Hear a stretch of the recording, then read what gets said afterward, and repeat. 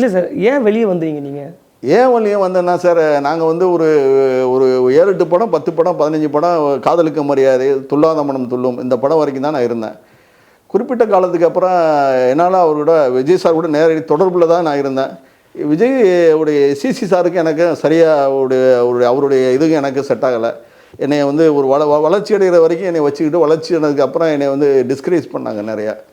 இந்த விஷயமா ஒரு இல்லை சார் செட் ஆகுதுன்னு சொல்லி நானே தான் வெளியில் வந்தேன். மறுபடியும் என்ன மாநில செயலாளராக கூட போகிறோன்னு சொன்னாங்க. இல்லை சார் அப்படி இல்லை சார் வேண்டாம், நான் வெளியில் போய் என்னுடைய தொழிலை பார்க்குறேன் சார்னு சொன்னேன். அவங்களுடைய நடவடிக்கைகளில் எஸ்சி சாரோட நடவடிக்கை எனக்கு கொஞ்சம் பிடிக்காதனால தான் நான் வெளில வந்தேன். விஜய் சார் வந்து என்னை போகணுன்னு சொல்லவே இல்லை.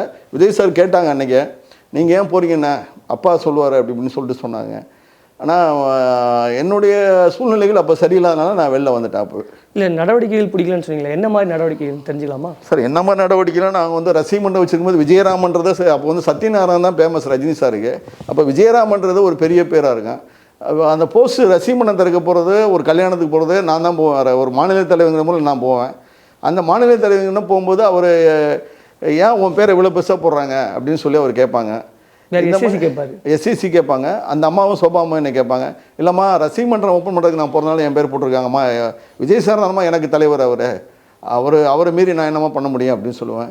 இது மாதிரி நிறைய விஷயங்கள் பண்ணுவாங்க. அதுக்கப்புறம் என்னுடைய குடும்ப சூழ்நிலைகள் காரணமாகவும் நான் இல்லை சார், நான் என் தொழிலை பார்த்து என் குடும்பத்துக்கு உழைக்க வேண்டியிருக்கு, எனக்கு பின்னாடி என் தம்பி என் தங்கச்சி இருக்காங்க, அவங்களுக்கெல்லாம் குடும்பம் பார்க்க வேண்டியிருக்கு சார், இது நான் வந்து இவ்வளோ நாள் உங்க கூட இது பண்ணி ட்ராவல் பண்ணிட்டேன், தன்னை படங்களுக்கு கஷ்டப்பட்டேன் அப்படின்னு சொல்லிட்டு நான் வந்துட்டேன். அவங்களுக்கு எனக்கு தனிப்பட்ட முறையில் எந்த இதுவும் கிடையாது.